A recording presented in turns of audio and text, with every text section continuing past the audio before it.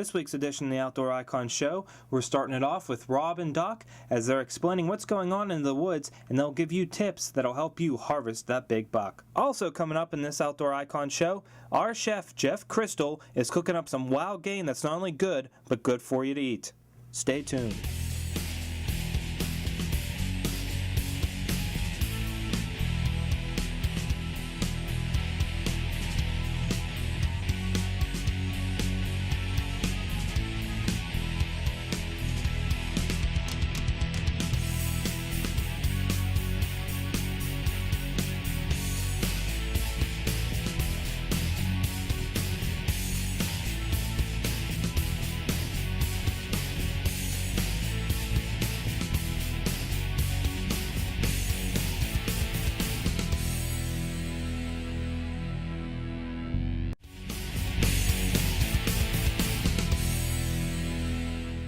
All right, Doc, we're in the time of the season where this is all you, buddy. And this is pre-rut. We came out here. What's going on right now in the woods that we should expect to see when we go hop up in our tree? Well, I can tell you what's going on right now. A lot of deer activity. And I just come out of Kentucky last week, 85, 90 degrees, thunderstorms, tornado warnings. It's just wrath of Doc kind of stuff. Yeah. And it was very tough hunting, but they still moved. The scent still worked great. We did a little rattling to boot. Yeah. So those conditions were at the worst, and these conditions are at the best with this front coming in.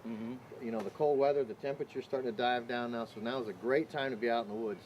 This next 2 weeks, it's going to explode, trust me. Now, is that tied into a little bit with any of the moon phases or anything like that? Do you look at that much? You know what? I've got records on the farm right here that show I've followed pretty much 10 does, their life cycle of when they fawned out, and I can show you all but 1 or 2 of them where they fawned out year to year within 2 to 3 days of each other. Wow. So tides, moons, Martians, you know what? I don't see it here. Barometric pressure. Let me put it that way. I don't see it here with what I've tracked. Yeah. So, but the bottom line is right now, your extreme heats, your devastators, your scrape invaders, man, you got to be cranking them out right now. How much are you going to use a grunt call or bleed or anything like that? I do believe in the grunts, and any kind of communication is great, but make sure you're doing it right. And now you tied it in a little bit of rattling. You get to try some rattling tonight. You're going out tonight, right? Oh yeah, I'm heading out. Good day to go out. About an hour and a half, and again, you're still pre-rut, so like when I go out, I'm just going to be tinkling those horns together. You're not really thrashing them hard. You're just tinkling them. You're still sparring. Set up your mock scrapes. Put your scrape invader in, and get your drag rag or your scent trail set up with the Devastator 249 or the Extreme Heat works really well right now. And I'll tell you what, communication, whether it's scent or vocalization, you can't beat it right now. It's going. It's just starting to kick off right now. And while we switch gears now, we have clothing hanging behind us here. Yeah, that's like right. on the clothesline. That's right. What are you doing with your camel out here? Well, here's what I do, Rob.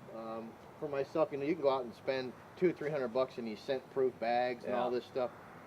I don't know what kind of budget you got, but I'm much more to go out here and let Mother Nature put natural odors in this stuff than I am chemicals or anything else that's going. It's not totally natural. Well, you get a little ozone too. Ozone actually kills. Well, you'll notice, you see, I've got under a pin oak, and I've also got the pines in the background, so that's going to absorb into these clothes. So you want to get them scent eliminated. You want to take care of your evade, get them scent eliminated with your human odors, and then you want to put in natural odors in your clothes. You know, there's all kinds of different sprays that you can do, and some of them, you know, we offer Acorn and some other things that work great, but still, Mother Nature knows best. And that's why anytime you get set up, folks, I use a trash bag, leaves, and put my clothes right in that, and not make sure that they're not wet leaves, because you're going to get mold and some other stuff setting up on them. Well, this is all good information, all you know, that we can apply. Local area here stuff, you know, a lot of things happening in the woods. You know, we're going to shift gears.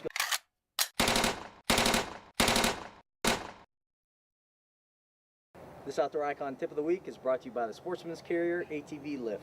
Doc, let's talk about scent elimination. What are some of the tactics we can have our viewers do to scent eliminate their bow, their clothing, what equipment, your gear, everything you're taking in the woods with, you want to scent eliminate. And of course, we're using the evade scent elimination. And most people are pretty educated, knowledgeable about the clothing and everything that they're doing, but they always forget about their bows, the quiver, the boots, the tree stands. And that's one thing, folks, you need to make sure that everything you take in that woods with you, you've got it scent eliminated. And I think that's the biggest mistake I see people overlooking, is the fact that, well, I've got my clothing and I've got my skin scent eliminated, but then there's their boots, their backpack, their calls, anything that you're taking in that woods with you, it needs to be scent eliminated. So I'll tell you what, folks, you follow those rules right there, it gets yourself a lot closer to bigger bucks coming up the pike. Well, and that's your Outdoor Icon Tip of the Week, brought to you by the Sportsman's Carrier. Hello, today we're getting ready for the Whitetails Unlimited outdoor dinner that we're going to do with wild game. Today I'm making a little bit of homemade dumplings. We're going to do a free-range chicken paprikash with homemade dumplings. We also have a little bit of smoked pheasant that we did. We're going to make a pasta with the brown butter sage sauce and the smoked pheasant. We have some elk that we're going to do elk francais with. We'll show you a couple recipes with that. We have a little bit of, we're making ostrich teriyaki, and also a little bit of ram that we're going to spin on the spit, ram leg, that we're going to marinate and turn on the spit. With the dumplings here, what we've done is we took a little bit of all-purpose flour, mixed them with eggs, a touch of salt and pepper, and we have a chicken stock that we're dipping them in and boiling the little dumplings. And we're getting all these done, and then what we'll do is make the paprikash sauce with a little bit of a cream sauce with a hint of sherry and some paprika, and then we'll do our free-range chickens. We'll roast them, season them up, roast them in the oven till they're done, and then we'll gently fold all the ingredients together. We are also going to show you, I have one of the favorites of the dinner this evening is always the breaded alligator that's been fried and marinated. We also have some frog legs. We're doing mussels arrabbiato. We're going to deep fry some calamari. Let's start the frog legs.